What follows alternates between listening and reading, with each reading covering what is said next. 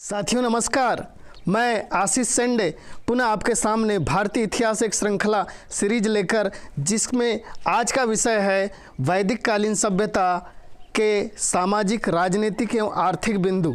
वैदिक कालीन सभ्यता के सामाजिक, आर्थिक एवं राजनीतिक बिंदु, इनकी सूक्ष्म गहराइयों पर जाने से पहले मैं आपसे पुनः अपील करूंगा कि आप अगर हमारे चैनल पर नए हैं तो हमारे चैनल को सब्सक्राइब ज़रूर कर ले और बेल आइकन पर प्रेस करके हमें अनुग्रहित करें, ताकि हमारा जो आने वाला वीडियो है वो आप तक सबसे पहले पहुंच जाए। तो चलिए आज हम देखते हैं भारतीय इतिहास श्रृंखला में वे सभ्यता जिसमें आर्यों ने अपना वर्चस्व स्थापित किया था, और आर्यकालीन जो सभ्यता थी जिसे वैदिक सभ्यता के नाम से जानते हैं, उस वैदिक सभ्यता के सामाजिक, आर्थिक और राजनीतिक पक्ष को हम यहाँ पर आपके सामने प्रस्तुत करने जा रहे हैं। समस्त प्रतियोगी परीक्षाओं में भारतीय इतिहास एक ऐसा खंड होता है जिसमें भारतीय इतिहास से संबंधित अति महत्वपूर्ण प्रश्नों को पूछा जाता है, और जिनकी सूक्ष्मता से अगर तैयारी कर ली जाए तो सभी प्रतियोगी परीक्षाएं आसानी से हम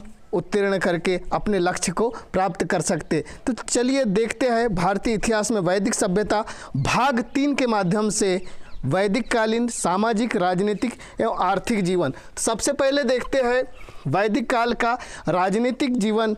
वैदिक काल का राजनीतिक जीवन क्या था? वैदिक काल में राजनीतिक स्तर किस प्रकार से प्रारंभ होता है? तो आर्यों का जो समाज हुआ करता था, वैदिक कालीन सभ्यता आर्यों ने स्थापित की थी। वैदिक कालीन सभ्यता आर्यों पर टिकी थी। आर्य उसके प्रबल सत्ताधारी व्यक्तित्व थे। तो जो आर्यों का समाज था वह पितृसत्तात्मक समाज था। आर्यों का जो समाज हुआ करता था वह पितृसत्तात्मक समाज हुआ करता था। आर्यकालीन सभ्यता पितृसत्तात्मक सभ्यता हुआ करती थी। यह सवाल कई बार परीक्षाओं में आता है, तो यह हमें बिल्कुल याद रखना है कि आर्यों का जो समाज था वो पितृसत्तात्मक समाज था। अब आर्यों के जो निवास हुआ करते थे, आर्यों के जो निवास हुआ करते थे वो कबीलों के रूप में हुआ करते थे। अलग अलग कबीले अलग अलग खंडों में विभक्त थे। तो उन जो कबीलों में आर्यों के जो 5 प्रमुख कबीलों के यहाँ पर वैदिक साहित्य में वर्णन हुआ है। तो आर्यों के जो 5 कबीले हुए हैं, आर्यों के जो प्रमुख 5 कबीले हुए हैं, उन्हें पंचजन्य कहा गया है। आर्य उस समय अलग अलग क्षेत्रों में जो विभाजित हुए थे कबीलों के माध्यम से, कबीले के रूप में वह निवास करते थे। तो उन कबीलों में जो 5 प्रमुख कबीले थे उन्हें पंचजन्य कहा गया है। पंचजन्य, वैदिक कालीन सभ्यता में पंचजन्य किसे कहा गया है? यह सवाल कई बार पूछा जाता है। तो आर्यों के द्वारा स्थापित जो 5 प्रमुख कबीले थे, 5 प्रमुख कबीले हुआ करते थे, उनके संघ को पंचजन्य कहा जाता था। अब देखते हैं कि आर्यकालीन जो इकाइयाँ थी, सामाजिक इकाइयाँ थी, वो किस प्रकार से थी। तो ग्राम, जिस प्रकार से वर्तमान समय में ग्राम हुआ करते हैं, कि ग्राम क्या होता है? ग्राम कई परिवारों से मिलकर बनने वाला समूह। आज की ही व्यवस्था आर्यकालीन समाज में हुआ करती थी कि कई परिवारों का समूह ग्राम कहलाता था। कई परिवार, जिसमें 10, 20, 30, 40, 50 उस समय की जनसंख्या के स्तर पर आधारित परिवार हुआ करते थे। तो कई परिवारों का समूह ग्राम कहलाता था। और ग्राम का जो प्रधान हुआ करता था, जिसे आज हम वर्तमान समय में सरपंच कहते हैं, उस समय ग्रामीण कहलाता था। उस समय ग्राम का जो प्रधान हुआ करता था वह ग्रामीण कहलाता था। वर्तमान व्यवस्था में हम सरपंच कहते हैं। आर्यकालीन सभ्यता या वैदिक कालीन सभ्यता में ग्राम का प्रधान ग्रामीण कहलाता था। चलिए अब दूसरा जो आता है, जो सामाजिक स्तर में निवास स्थान, विस जिसे कहा जाता था। विस क्या होता था? विस कई गाँवों का एक समूह होता था। कई गांवों का एक समूह विस होता था। जिस प्रकार से अभी के समय में जनपदों का विभाजन है, जिस प्रकार से अभी वर्तमान समय में जनपदों का विभाजन है, उसी प्रकार से वैदिक काल में उस समय विसों का विभाजन हुआ करता था। अभी अलग अलग जनपदों के माध्यम से हम लोग निवास करते हैं, उस समय विसों के माध्यम से निवास करते थे। तो कई गांवों का समूह विस कहलाता था। कई ग्रामों का जो समूह हुआ करता था, कई गांव उसमें जो सम्मिलित हुआ करते थे, उसमें लगभग 20 गांव, 30 गांव, कई बार 40 गांव का भी वर्णन वैदिक कालीन सभ्यता में देखने को मिलता है। तो इन गांवों का जो समूह होता था वो विस कहलाता था, और उसका जो प्रधान हुआ करता था, विस का जो प्रधान हुआ करता था उसे विसपति कहा जाता था। जो विस का प्रधान हुआ करता था वो विसपति कहलाता। फिर इससे जो बड़ी इकाई हमारे सामने आती है वो है जन। अब जो जन है, जन अनेक विषयों का समूह। जिस प्रकार से अभी हमारे सामने जिलों का उदाहरण है, अभी हमारे सामने जिलों का उदाहरण, वैदिक कालीन सभ्यता में उसे जन कहा जाता था। जिस प्रकार आज हम जिलों में निवासी है और निवास करते हैं, उसी प्रकार वैदिक कालीन शब्द में जिले के लिए जो शब्द होता था वह जन हुआ करता था, जो कई विषयों से मिलकर बना होता था। जिस प्रकार वर्तमान समय में कई प्रकार की तहसीलें मिलकर एक जिले का निर्माण होता है, आर्यकालीन सभ्यता में अनेक विषयों से मिलकर जन का निर्माण होता है। अनेक विषयों से मिलकर जन का निर्माण होता था, और वह जन आज का जिला कहलाता है, उस समय जन कहलाता था। और उस जिले का प्रमुख या जन का प्रमुख जनपति कहलाता था। जिले का या जो जन हुआ करता था, विस के बाद में जन, उसका जो पूरे जन का प्रमुख हुआ करता था उसे जनपति कहा जाता था। तो पहला आता है ग्राम, दूसरा विस, तीसरा जन, चौथा देश। ये बढ़ते हुए क्रम में उसकी सभ्यता, आर्यकालीन सभ्यता के ये ग्रामीण से लेकर आगे बढ़ने वाला स्वरूप है कि ग्राम का जो प्रमुख होता था उसे ग्रामीण कहते हैं। विस कई गांवों का समूह होता था, उसे विसपति कहा जाता था। जन अनेक विषयों का समूह जनपति कहलाता था, जिसका जो प्रमुख हुआ करता था। और देश के लिए राष्ट्र शब्द का प्रयोग जो हम आज आपके सामने करते, एक राष्ट्र की बात करते हैं, वह वैदिक कालीन सभ्यता और वैदिक काल से ही दिया हुआ शब्द है। देश के लिए राष्ट्र का जो प्रयोग करते हैं हम। कई बार यह सवाल भी परीक्षाओं में पूछा जाता है कि राष्ट्र शब्द की उत्पत्ति भारतीय इतिहास में किस काल से मानी जाती है। राष्ट्र शब्द की उत्पत्ति भारतीय इतिहास में किस काल से मानी जाती है? तो राष्ट्र शब्द की उत्पत्ति वैदिक काल से मानी जाती है। वैदिक काल में सबसे पहले राष्ट्र शब्द का प्रयोग आर्यों ने किया था। तो ऋग्वेद में कुछ ऐसे शब्दों का भी वर्णन हुआ है जिसको परीक्षाओं में पूछा जाता है। इसके लिए हम अलग से विशेष वीडियो आपके लिए बनाएंगे, लेकिन जो कुछ महत्वपूर्ण चीज़ें हैं हमने यहाँ की राजनीतिक, सामाजिक और आर्थिक व्यवस्था में लाने की कोशिश की है। ऋग्वेद में जो जन शब्द है, जन शब्द का उपयोग 275 बार किया गया है। ऋग्वेद में जन शब्द का प्रयोग 275 बार किया गया है, जबकि जनपद शब्द का कहीं पर भी उल्लेख नहीं किया गया है। यह बात कई बार परीक्षाओं में बहुत प्रमुखता से पूछी जाती है कि जन और जनपद, जनपद शब्द का उल्लेख ऋग्वेद में कितनी बार किया गया है, जन शब्द का प्रयोग ऋग्वेद में कितनी बार किया गया है।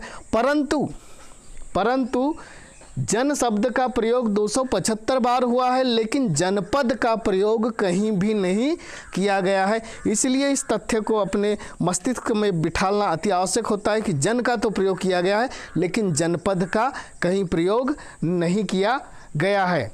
अब ऋग्वेद कालीन में जो सभ्यता हुआ करती थी वो राजतंत्रात्मक तो हुआ करती थी, लेकिन जो राजा का पद हुआ करता था वह वंशानुगत हुआ करता था।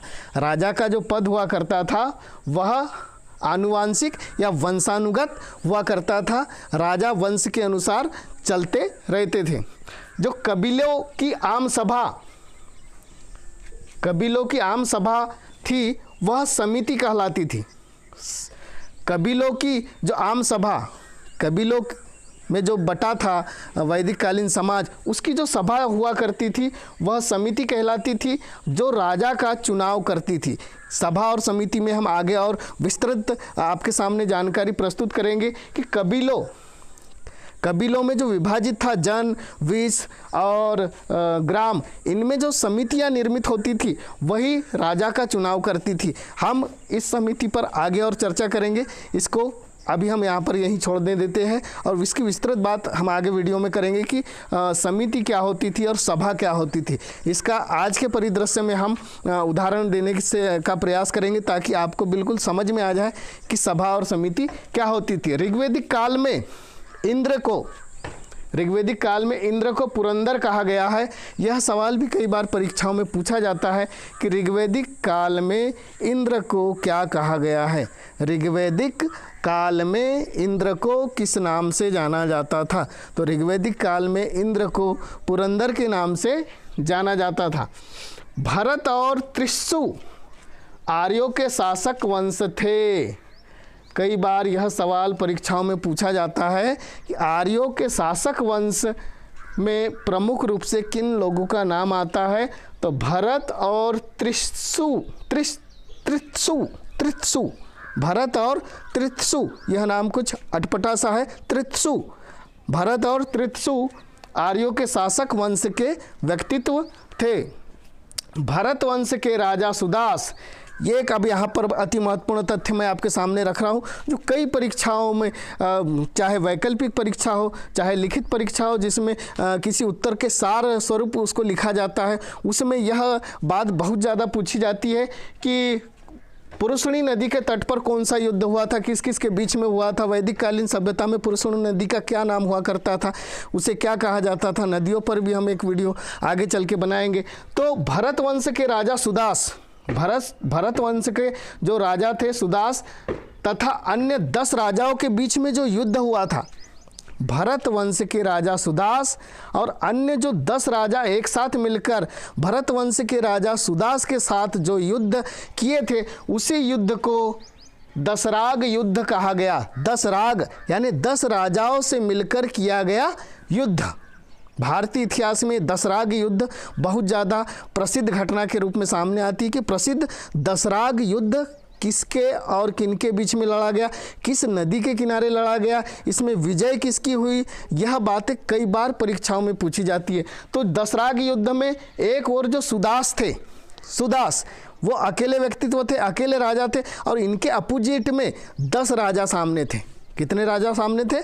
10 राजा सामने थे और 10 राजाओं को मिलकर अकेले सुदास ने सामना किया था। यह रावी नदी के तट पर किया गया युद्ध था। रावी जो ऋग्वैदिक काल में पुरुषणी के नाम से जानी जाती थी।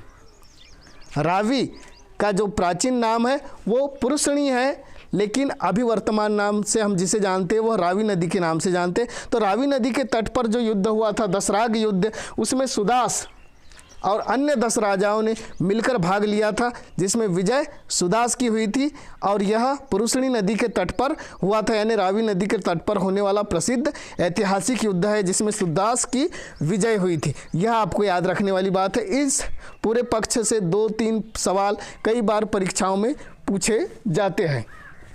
अब थोड़ा सा और इसमें अध्ययन करते हैं कि दुर्गपति, वैदिक कालीन सभ्यता में जो दुर्गपति हुआ करता था, जो दुर्ग का प्रधान हुआ करता था, उसे पुरब कहा जाता है। दुर्ग का जो प्रधान व्यक्तित्व हुआ करता था उसे पुरब कहा जाता था। और जो आर्यों का सबसे प्राचीन जनसभा थी, आर्यों की सबसे प्राचीन जनसभा थी, उसे विदत कहा जाता था। और गुप्तकालीन जो गुप्तचर व्यवस्था थी, ऐसी व्यवस्था जो राजा को राष्ट्र के बारे में अनेकों प्रकार की सूचनाएं, गोपनीय सूचनाएं प्रदान की जाती थी, वो स्पस के नाम से जानी जाती थी। स्पस एक ऐसा संगठन या वो था जो राजा को गुप्त सूचनाएं प्रदान करता था। तो स्पस एक गुप्तचर संस्था हुआ करती थी जो राजा को आसपास के समस्त उसके जो पड़ोसी राज्य के राजा हुआ करते थे उनकी गोपनीय जानकारियाँ, राष्ट्र की ऐसी जानकारियाँ जो राजा को सार्वभौमिक रूप से पता नहीं चलती थी, वो समस्त सूचनाएं इस स्पस एजेंसी के माध्यम से, गुप्तचर एजेंसी के माध्यम से राजा तक जाती थी। तो जो स्पस हुआ करती थी वो गुप्तचर संस्था हुआ करती थी। आर्यों का सबसे प्राचीन जन विदथ, इसके बारे में भी हमने अभी आपसे चर्चा की। अब हमने इसके पूर्व जो कहा था सभा और समिति, सभा और समिति दो जो आर्यकालीन सभ्यता वैदिक कालीन सभ्यता की प्रमुख प्रशासनिक हस्तक्षेप करने वाली जो संस्थाएं हुआ करती थी वह सभा और समिति। कई बार परीक्षाओं में कई तथ्यों में ये चीज़ें पूछा जाता है कि ये सभा और समिति क्या होती थी। तो मैं आपको सरल रूप में इस चीज़ को समझाने की कोशिश कर रहा हूँ कि वर्तमान परिदृश्य में जो हमारे लोकसभा और राज्यसभा है, वर्तमान परिदृश्य में जो हमारी लोकसभा और राज्यसभा है वही आर्य के काल की वैदिक काल की सभा और समिति है। आर्यों के काल की सभा और समिति। चलिए इसे समझने का प्रयास करते। सभा क्या होती थी? आर्यकालीन वैदिक कालीन समाज में सभा क्या हुआ करती थी? वृद्ध लोगों की संस्था, ऐसे लोगों की संस्था जिसमें काफ़ी वयोवृद्ध लोग, अनुभवी लोग उस समिति में अपनी हिस्सेदारी या अपने पक्ष को रखते थे, जिनका चुनाव एक उनके अनुभव के आधार पर किया जाता था, वह सभा कहलाती थी। इसकी उत्पत्ति ऋग्वेद के उत्तर काल से मानी जाती है। ऋग्वेद के उत्तर काल से सभा की उत्पत्ति का अनुमानित, जिस प्रकार से हम अभी राज्यसभा में ऐसे मनोनीत सदस्यों को भेजते हैं जो अलग अलग क्षेत्रों से अपने अलग अलग उत्कर्ष कार्यों के लिए पूरे राष्ट्र को लाभान्वित करते हैं, ऐसे लोगों को हम राज्यसभा में मनोनीत करते हैं। उसी प्रकार की व्यवस्था ऋग्वैदिक कालीन समाज में सभा के अनुरूप की जाती थी। सभा में ऐसे अनुभवी व्यक्तियों को जगह दी जाती थी जो अपने अनुभव के माध्यम से समस्त राष्ट्र को सारे उत्थान के कार्य की ओर ले जा सके और अपने अनुभवों से राष्ट्र का विकास कर सके। इसके बाद आती है समिति। समिति केंद्रीय राजनीतिक संस्था होती थी। जिस प्रकार से आज लोकसभा हमारी केंद्रीय राजनीतिक संस्था होती है जिसका प्रधानमंत्री होता है, तो उस समय केंद्रीय जो सभा समिति होती थी उसका प्रधान राजा हुआ करता था और राजा पर पूरी अंकुशता इस समिति के माध्यम से होती थी। इस समिति के माध्यम से राजा पर संपूर्ण अंकुशता होती थी। केंद्रीय राजनीतिक संस्था सामान्य जनता के प्रतिनिधि यहाँ पर जाकर अपना पक्ष रखते थे और राजा को अपने राष्ट्र के बारे में, अपने जो संपूर्ण सामाजिक दायित्वों के बारे में समझाइश देते थे। वह जो समिति का वह जो प्रतिनिधित्व कहलाता था वह समिति कहलाती थी। समिति राजा का नियुक्ति करती थी, यानी जो समिति हुआ करती थी वह राजा का चुनाव करती थी।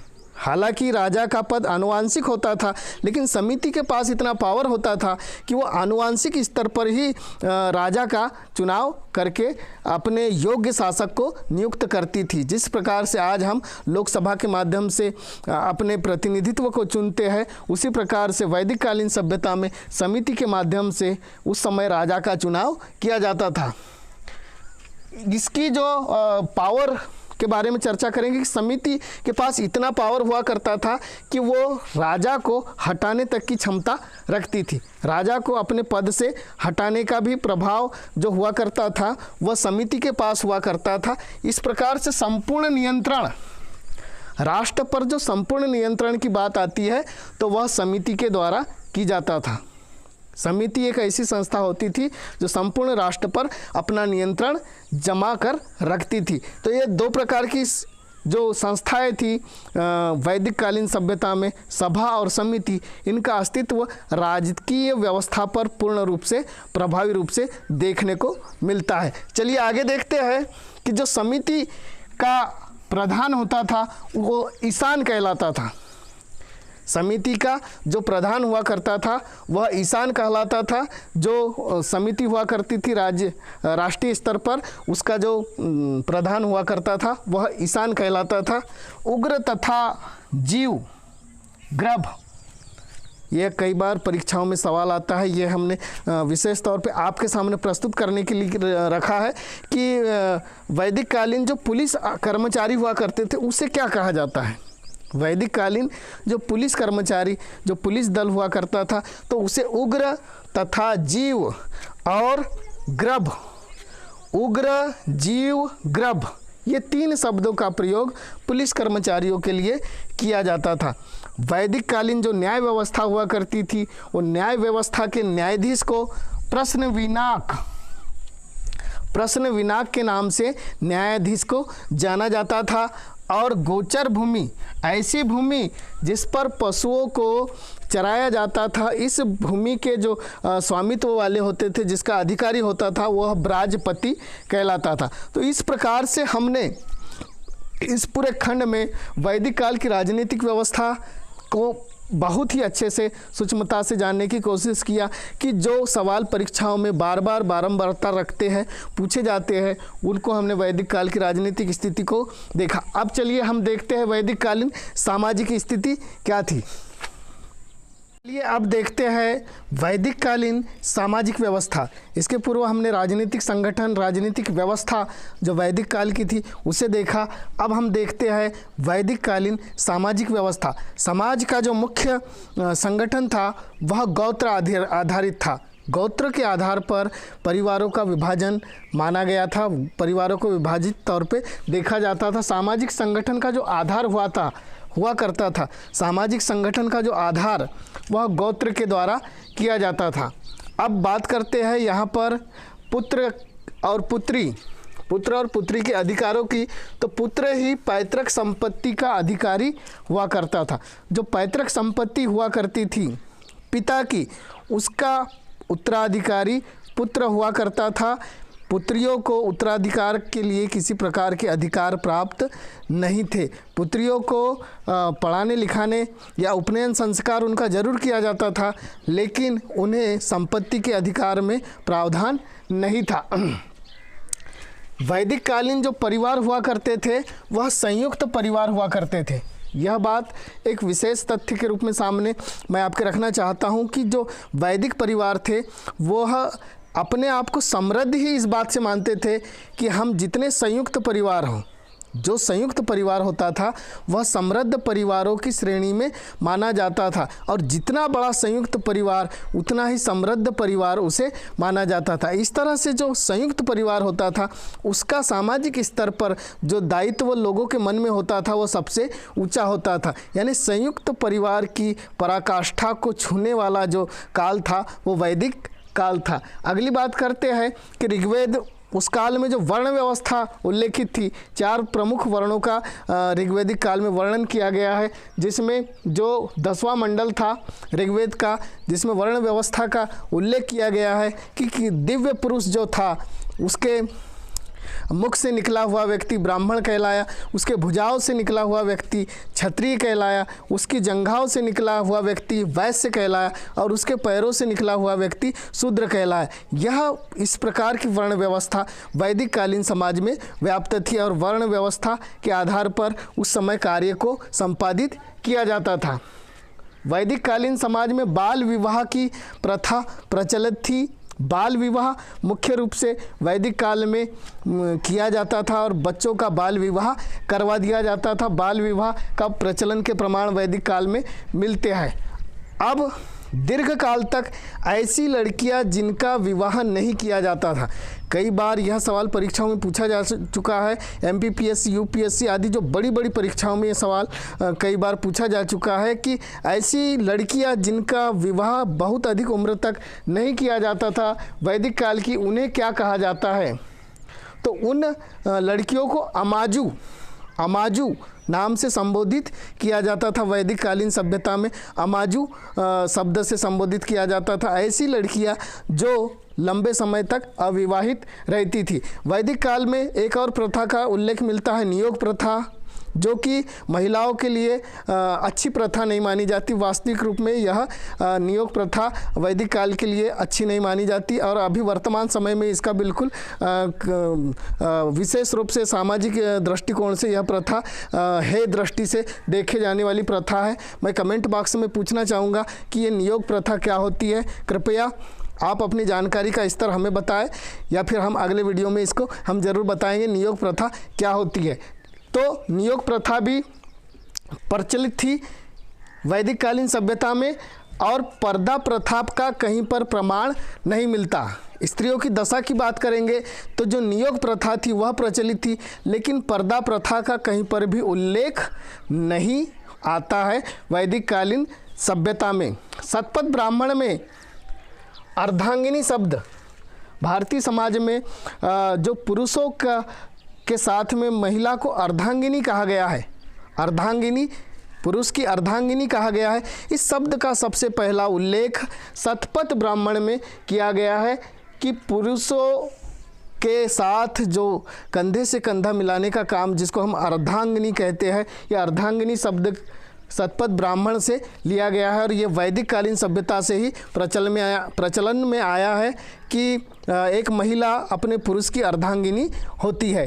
चलिए आगे देखते हैं कि उस समय जो विवाह संस्कार होते थे, विवाह संस्कार में एक पिता अपनी पुत्री को जो भेंट स्वरूप प्रदान किया करता था, जिसे आज हम दहेज कहते हैं, वह प्रथा भी उस समय प्रचलित थी, लेकिन उसे दहेज नाम से नहीं जाना जाता था, उसे वहतु नाम से जाना जाता था।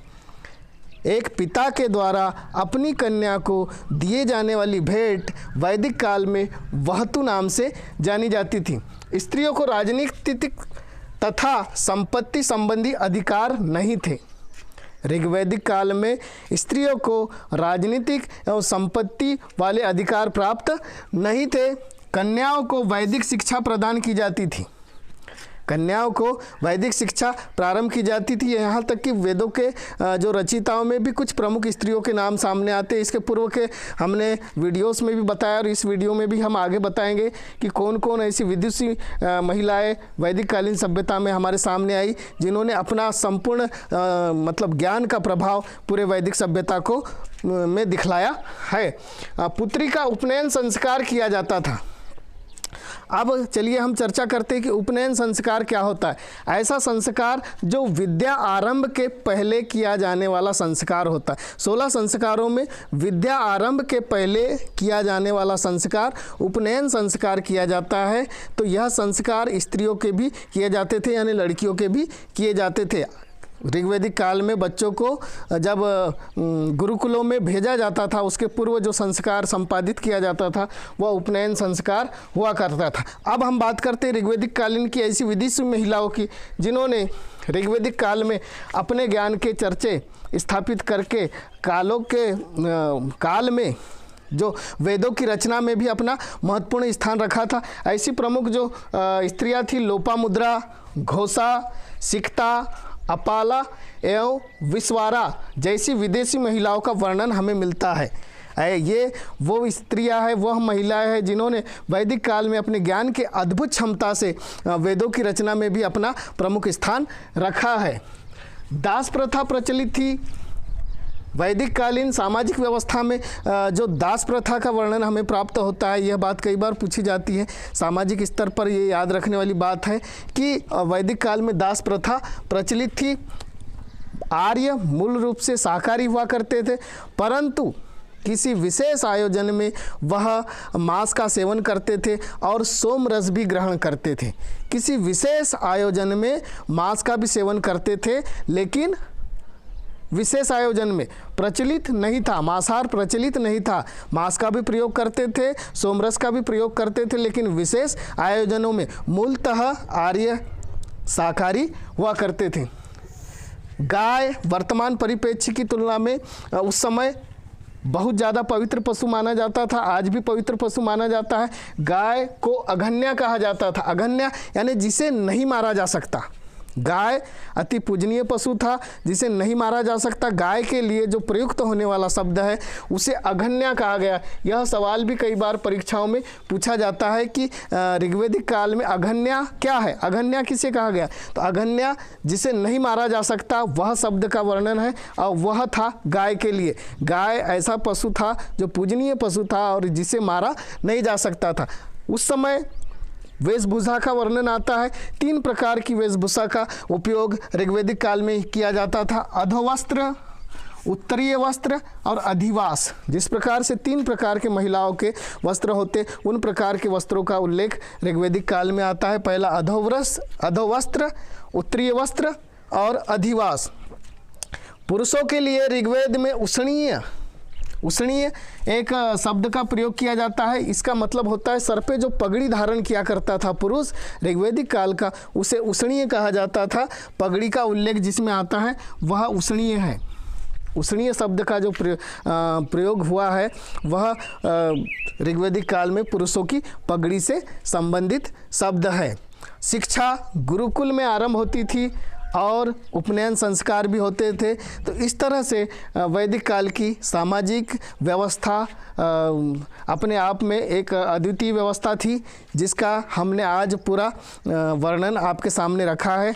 आप चाहे तो इसका स्क्रीनशॉट लेकर अपनी प्रतियोगी परीक्षाओं में एक विशेष नोट्स के आधार पर कर सकते हैं, नहीं तो हमारा वीडियोस तो चलते रहते हैं। वीडियो के माध्यम से हम पूरी जानकारी आपके समक्ष प्रस्तुत करते हैं।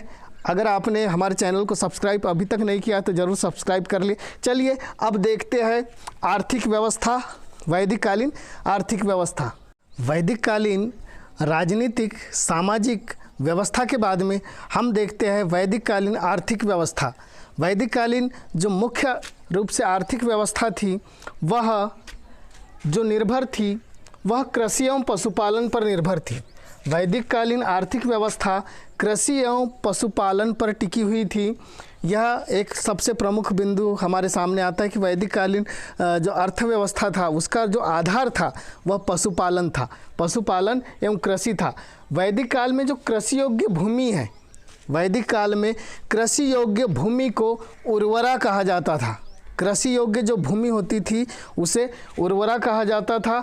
गव्य एवं गव्ययति, गव्य एवं गव्ययति शब्द का प्रयोग मुख्य रूप से चरागाह के लिए किया जाता था। स्वाभाविक सी बात है कि जब पशुपालन वैदिक काल का मुख्य आधार था तो चरागाहों की भी ऐसी व्यवस्था की जाती थी जिसे गव्य एवं गव्ययति कहा जाता था, जो मुख्य रूप से चरागाह का काम में आते थे, यानी पशुओं को चराने के काम में आते थे। भूमि निजी संपत्ति नहीं हुआ करती थी। वैदिक काल की एक और विशेष व्यवस्था है जिसके अंतर्गत जो वैदिक कालीन भूमि थी वह निजी भूमि नहीं हुआ करती थी। निजी भूमि नहीं होकर यह सामूहिक अधिकार में हुआ करती थी, यानी इस भूमि पर सामूहिक आधार पर खेती की जाती थी, एक समूह के आधार पर खेती की जाती थी। निजी भूमि स्वामित्व के प्रमाण वैदिक काल में हमें प्राप्त नहीं होते। जो पणी है, व्यापारी, जो व्यापारी हुआ करता था उसे पणी नाम से जाना जाता था। वैदिक कालीन व्यापारी को पणी कहा जाता था। यह सवाल कई बार परीक्षाओं में पूछा जाता है कि वैदिक काल में पणी शब्द का जो मूल अर्थ है वो क्या है, पणी किस नाम से जाना जाता है। तो वैदिक काल में पणी व्यापारी, और जो बलि है वह कर, बलि शब्द का उपयोग कर के लिए किया जाता था। लेकिन वैदिक काल में किसी प्रकार से कर संग्रह करने वाले अधिकारी का उल्लेख नहीं मिलता। ऐसा कोई उल्लेख नहीं मिलता जिससे यह पता चले कि वैदिक काल में एक आधिकारिक रूप से किसी को नियुक्त किया गया हो और उससे कर वसूलने का काम किया जा रहा हो। संभवतः वैदिक काल में राजा को अपने भूमि के उपजाऊ हिस्से से, यानी जो भूमि से जो प्राप्त होता था अनाज, उसका कुछ हिस्सा बलि के रूप में राजा को दिया जाता था। परंतु किसी प्रकार का राजा ने ऐसी व्यवस्था नहीं की थी कि कोई व्यक्ति या अधिकारी बलि लेने के लिए या कर लेने के लिए जनता तक सीधे जा सके। बेलनाथ, वैदिक काल में एक और प्रमुख शब्द आता है बेलनाथ। बेलनाथ, ये बेलनाथ क्या होते थे? तो वैदिक काल में जो बेलनाथ होता था वह सूदखोर कहलाता था। सूदखोर का मतलब ऐसा व्यापारी जो ब्याज के लिए दूसरों को धन देता था और उच्च ब्याज से उसको वापस लेता था। तो यह जो सूदखोर होता था वो बेलनाथ कहलाता था। अब देखते हैं वैदिक कालीन जो पशुओं की बात करते हैं, तो वैदिक काल में घोड़ा आर्य समाज का अति उपयोगी पशु था। जो घोड़ा हुआ करता था वह आर्य समाज का सबसे महत्वपूर्ण और उपयोगी पशु हुआ करता था। इसके अतिरिक्त हाथी, ऊंट, बैल, भेड़, बकरी का उल्लेख भी वैदिक काल में हमें देखने को मिलता है। अब चलते हैं ऋग्वेद में कृषि संबंधी जो प्रक्रिया उल्लेखित होती है कि कृषि किस भाग में, ऋग्वेद के किस मंडल में कृषि का उल्लेख किया गया है, तो वह मंडल है चतुर्थ मंडल। ऋग्वेद के चतुर्थ मंडल में कृषि का उल्लेख किया गया है। अब हम देखते हैं कि ऋग्वेद कालीन ऐसे प्राचीन नाम और जिन्हें हम आज आधुनिक नाम से जानते हैं, ऋग्वेद के ऐसे प्राचीन नाम जिसे आज हम आधुनिक नाम से जानते हैं जो खेती से संबंधित है, तो उर्वरा ऋग्वेदिक कालीन शब्द है उर्वरा, जिसका मतलब होता है जुते हुए खेत। उर्वरा जुते हुए खेत। लांगल हल को कहा जाता था, लांगल हल को कहा जाता था। ब्रक बैल को कहा जाता था, जिसका कृषि में कार्य लिया जाता था, कृषि में जुताई के लिए मुख्यतः ब्रक का उपयोग किया जाता था। सीता, इस शब्द का प्रयोग ऋग्वेदिक काल में आता है। सीता हल से बनी हुई नालियों को कहा जाता था। ये अति महत्वपूर्ण प्रश्न है, कई बार परीक्षाओं में मुख्य तौर पर पूछा जाता है कि ऋग्वेदिक काल में सीता का क्या अर्थ होता। तो सीता यानी हल से जो नालियाँ बन जाती थी उन्हें सीता कहा जाता था ऋग्वेदिक काल में। इसके पश्चात जो हमारा अगला आता है अवध। अवध शब्द जो हमारे सामने आता है वह अवध का मतलब होता है कूप। अवध का मतलब कूप से होता है, और इस कूप का मतलब कुएं से होता है। कुआं, अवध कुआं कहा जाता है। ये जो होता है जो अवध, इसे कुआं कहा जाता है। पर्जन्य, पर्जन्य का अर्थ बादलों से किया जाता है।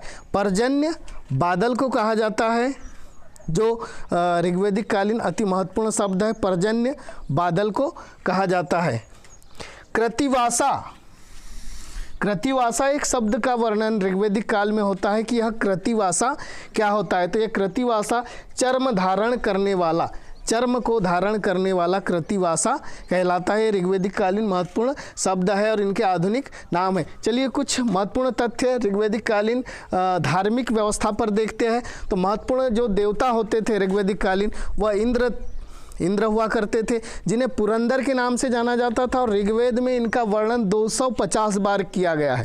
यह सवाल कई बार परीक्षाओं में पूछा जाता है कि ऋग्वेद में इंद्र का उल्लेख कितने बार किया गया है। तो ऋग्वेद में इंद्र का उल्लेख 250 बार किया गया है, और इसे पुरंदर के नाम से भी जाना जाता है। दूसरा महत्वपूर्ण जो देवता हुआ करता था ऋग्वेदिक कालीन में, वह थे अग्नि। ऋग्वेद काल के दूसरे जो महत्वपूर्ण देवता हुआ करते थे वह थे अग्नि।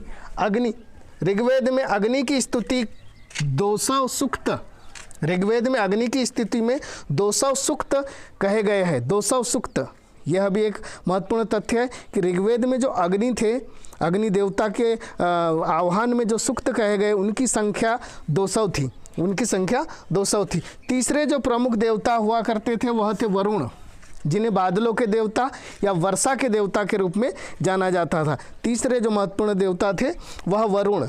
सोम, पेय पदार्थ के देवता के रूप में जाने जाते थे। सोम का नाम जो था वो पेय पदार्थ के देवता के रूप में जाना जाता था। मरुत, आंधी का देवता, जिसे हवा के रूप में जाना जाता है। मरुत, दिव्य जो आंधियाँ चलती थी उसका देवता मरुत को माना जाता था। पर्जन्य, पर्जन्य वर्षा का देवता कहलाता था। जो पर्जन्य होता था वह वर्षा का देवता होता था। और जो प्रमुख जो नदियों की देवी थी वह सरस्वती थी। सरस्वती नदियों की देवी थी, जो बाद में जाकर विद्या की देवी के रूप में जाने लगी। लेकिन सरस्वती को ऋग्वेदिक काल के प्रारंभ में नदियों की देवी के रूप में माना जाता था। और जो पशुओं का देवता होता था उसे पुसन कहा जाता था।